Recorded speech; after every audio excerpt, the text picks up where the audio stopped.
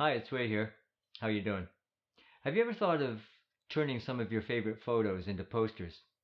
It's really a great way to showcase your work at a reasonable price for both you and potential customers. In this video, we'll look at your options for designing, preparing, and printing posters.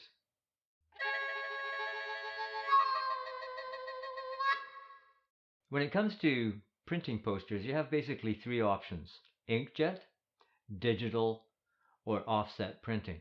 Inkjet printers run from inexpensive office printers, some of them claiming photo quality, to specialty photo and graphics printers like the Epson 4900 that I use to make my limited edition prints, and occasionally short-run poster jobs. Printers like the Epson 4900 use pigment inks, and if you have a decent photo printer, well, you can just run off your own posters. The downside to that is cost. It's not an economic way to run off large numbers of posters, unless of course you wanted to call them limited edition posters. Today, most cities of any size will have a digital print shop, and it's fairly economical, again, depending on the number of posters that you order. Same with offset, and we'll discuss that next. But whether you live in Toronto or Canal Flats, today we have the option of online ordering. Usually that means uploading a PDF file to the print shop, and this is a pretty painless process. Before I move on to the third option, I want to talk a little bit about designing your poster. This will require some basic design skills with word processing software, Word or Pages or whatever, or photo editing software like Photoshop. And you don't have to make anything fancy. Distributing your work through posters gives you a chance to promote your business. You can include your social media profiles and whatnot. My poster design includes my logo, my website address, and the title of the photo, of course. Just make sure, as in any print job, that your image has enough resolution for the size of poster that you're planning on.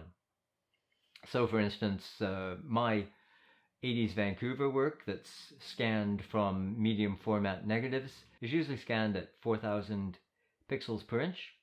So that gives me enough headroom, if you wish, to print up to 20 by 20 at 300 dots per inch. If you aren't versed in graphic design or you don't have the time, you can hire a professional graphic designer, as I did for my Vancouver images. Big shout out to Jay Haworth's design. At this point, it goes without saying that you'll choose the final size of your poster. And I recommend that you choose a size that fits common poster frames.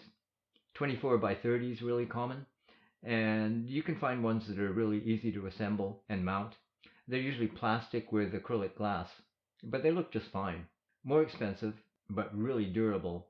No worries about humid environments. You can hang them in the bathroom. Try plaque mounting on MDF. So on to the final option: offset printing, or lithography if you like. It's by far the most economical way to produce a large number of posters, or any kind of printing material for that matter. And just like in any other kind of printing, you'll need to produce what's called camera-ready artwork. And again, that usually means preparing a PDF file. And if you're working in black and white, an economical though beautiful process is duotone. Producing duotones in Photoshop is really pretty easy. There, a second Pantone color can be added to the black ink, so you're using two plates of, say, a 4-color press, which gives a beautiful, richer dimension to the finished product. This is what I chose when I was making my 80s Vancouver posters. Stick around to the end to see that in action. Any good print shop will guide you and provide a way to calibrate your monitor to their equipment. This is a really important part of the process. Just like when you're printing your own prints, it's a critical part of the pre-press work. Working with professional printers is also a hell of a lot of fun. You'll really learn a lot during the process, I'm sure. Let's finish off this little introduction to poster printing with a little video that I made during the procedure of printing my vintage 80s Vancouver posters. I'd be happy to try and answer any other questions that you have about these procedures. Just leave your questions in the comments below. And if this video helped or entertained, please give it a thumbs up. And if you haven't already, please subscribe to my channel. Be sure to ring that notification bell so that you'll be notified of any of my upcoming videos. Cheers!